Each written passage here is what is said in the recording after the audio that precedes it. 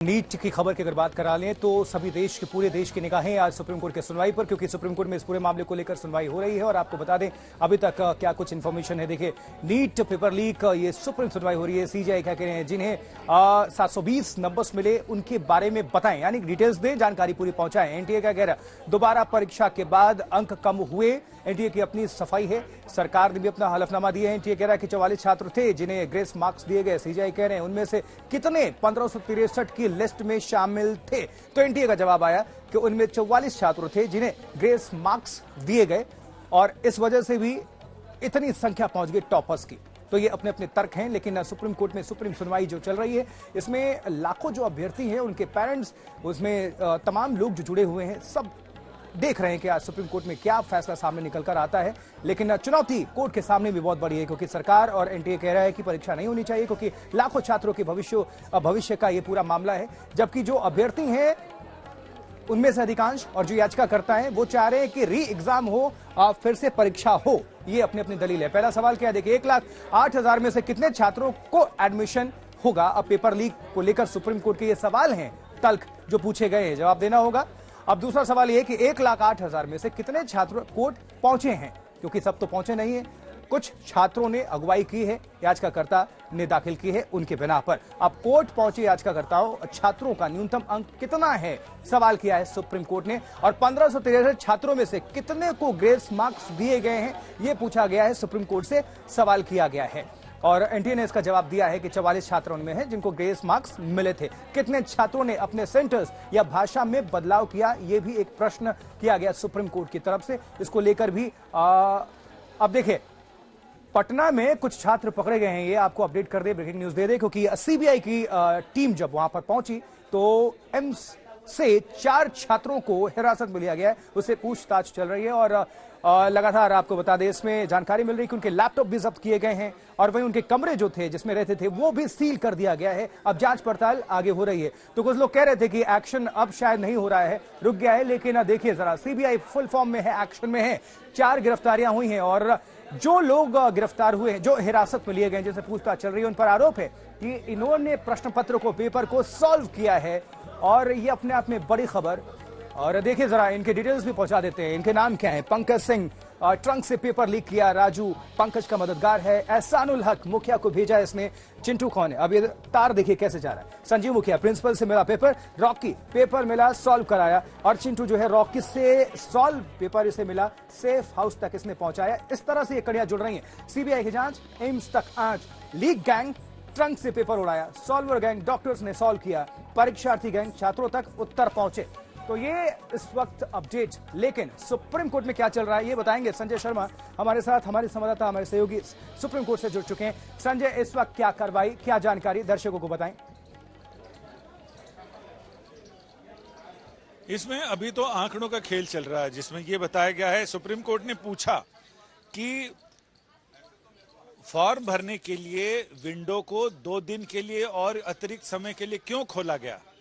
इस पर यह कहा गया कि 3,000 फिजिकल और 900 अर्जियां अतिरिक्त मिली थी, जिनको एडजस्ट करने के लिए खोला गया था। और ये कहा कि वो लोग ऐसे हैं जो तकनीकी वजह से उस समय फॉर्म नहीं भर पाए थे। 15,085 लोगों ने फॉर्म भरा एक्स्ट्रा अलग से, जिस समय 2 दिन के लिए विंडो खोले गए। इसमें केवल 44 लोग ही ऐसे हैं जो 1,08,000 लोगों में आए हैं। तो सॉलिसिटर जनरल ने कहा कि हमें लगभग 15,000 नए आवेदन प्राप्त हुए थे, जिनको हमने 15,094 छात्रों में से 1,08,000 के ब्रैकेट में सिर्फ 44 छात्र आए हैं। यानी सरकार और एनटीए ये बताने की कोशिश कर रही है कि अलग से विंडो खोला, उसका भी बहुत उसको विवाद में लेने की जरूरत नहीं है, क्योंकि उसमें ऐसा नहीं कि वो सारे लोग जिनको इसका फायदा मिला, इनको फायदा पहुंचाने के लिए हमने वो विंडो खोला था, ऐसा नहीं है। क्योंकि एक बड़ी अच्छी खासी तादाद थी 15,000 लोगों की, इसलिए हमें 2 दिन के लिए और खोलना पड़ा, ताकि वो लोग भी जो तकनीकी कारणों से जिनको अवसर नहीं मिल पाया है, लेवल प्लेइंग फील्ड, सबको समान अवसर देने के लिए हमने 2 दिन के लिए और खोला था। जैसा कि आमतौर से सरकारी कामों में होता है, इनकम टैक्स भरने में भी होता है कि पहले एक डेडलाइन होती है, फिर डेडलाइन 2 दिन के लिए और खुलती है। तो ये कोर्ट को ये समझाने की कोशिश की जा रही है कि इसमें ये एक नेचुरल और नॉर्मल प्रोसेस था, इसमें कहीं से कोई साजिश की बू नहीं आ रही है। जी, हालात को देखकर संजय और जो एक्सपर्ट्स भी बता रहे हैं और तमाम वहां पर याचिकाकर्ता भी होंगे, अभ्यर्थी भी कुछ वहां पर रिप्रेजेंट कर रहे होंगे, तो क्या लग रहा है अब तो बहुत ज्यादा वक्त लगेगा? क्योंकि आमतौर पर हम देखते थे कि जुलाई में अब तक सब कुछ हो जाता था, अब चूंकि सुनवाई हो ही रही है तो फैसले में वक्त लग सकता है। अभ्यर्थी तो यहाँ मौजूद है लेकिन वो दूर खड़े हैं, लिहाजा अभ्यर्थियों तक तो पहुंचना अभी बहुत आसान नहीं लग रहा है, क्योंकि उसके लिए टाइम लगेगा। लेकिन मुझे ऐसा लग रहा है कि हो सकता है कि आज काफी निर्णायक स्तर पर पहुंच जाए आज की सुनवाई, तो और ऐसा हमें मतलब इसकी उम्मीद भी करनी चाहिए कि चूंकि पहले ही बहुत ज्यादा देर हो चुकी है, तो मुझे ऐसा लग रहा है कि कोई ताज्जुब नहीं होगा कि अगर आज की सुनवाई समाप्त होने के पहले कोर्ट कोई ऑर्डर भी लिखा दे। इस बीच हम सीधे आपको पटना लिए चलते हैं, जहां बड़ी गिरफ्तारियां हुई हैं। शशि भूषण भी हमारे सहयोगी इस वक्त जुड़ चुके हैं और जानकारी के साथ। शशि भूषण, देखिए, एक तरफ ये पूरा मामला कोर्ट में है, सबकी निगाहें कोर्ट में है, क्योंकि 40 याचिका तकरीबन यहां पर कोर्ट में है जिस पर सुनवाई चल रही है। वहीं दूसरी तरफ पटना में गिरफ्तारियों का दौर भी चल रहा है। अभी फिलहाल जांच किस तरह आगे बढ़ रही है? कितनी नई गिरफ्तारियां, क्या नई अभी खबर सामने आ रही है इस केस से जुड़ी हुई? देखिए अर्पिता, जो कड़ी है वो एक के बाद एक जुड़ती जा रही है और जांच एजेंसी सीबीआई के हाथ जो है बड़ी सफलता मिली है, लगी है।